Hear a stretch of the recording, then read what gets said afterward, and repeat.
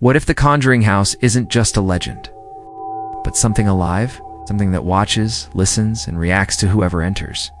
I didn't believe that when we first pulled up outside its dark silhouette, but after spending one night inside, I'm not sure I walked out entirely alone. Tonight I'll show you everything my camera saw, and everything I felt, but couldn't explain. When we planned this investigation, I said yes without hesitation. I've filmed inside abandoned hospitals, cursed forests, derelict asylums, places that still echo with the things people left behind. But the Conjuring House was different. People didn't just talk about noises and shadows here. They talked about being followed home, talked about being changed. And for some reason, I felt like this house wanted me to step inside.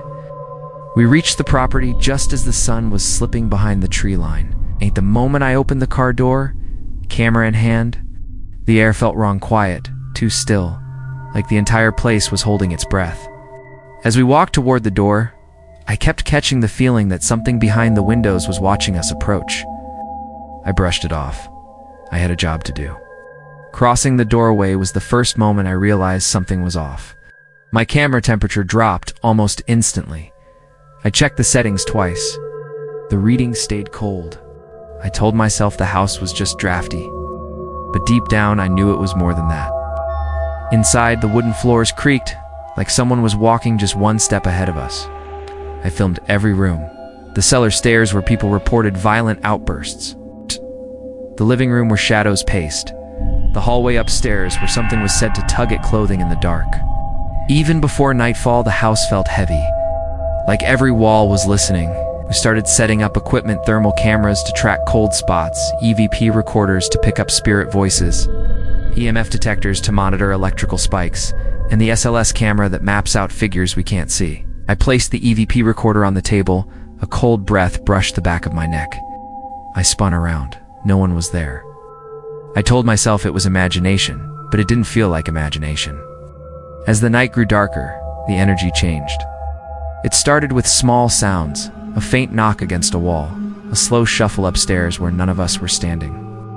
My EMF meter spiked hard, then dropped suddenly like something had moved past it.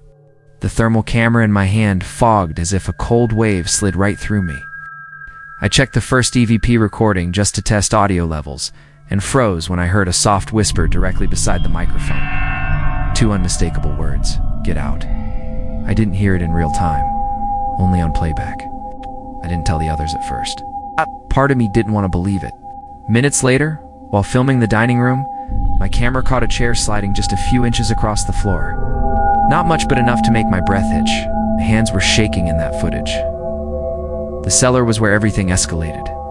The moment we stepped down, my flashlight flickered violently, then died completely even, though it had a full charge.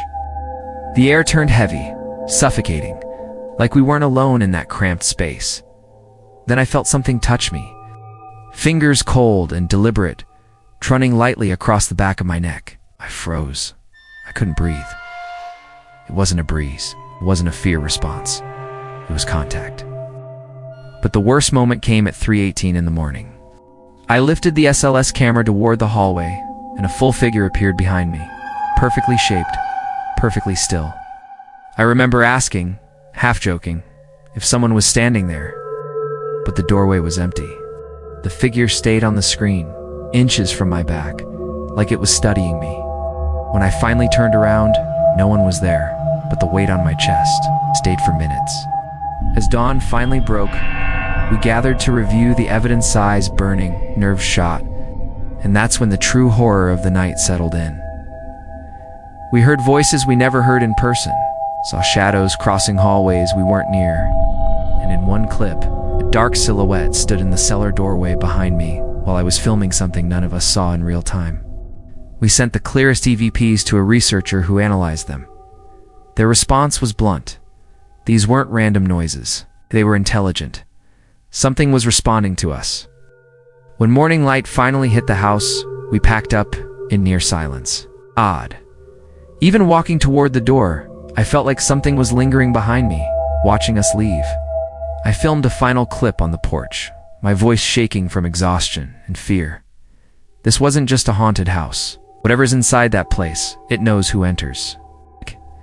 It chooses how to reveal itself. And I'm not convinced it lets everyone leave the same.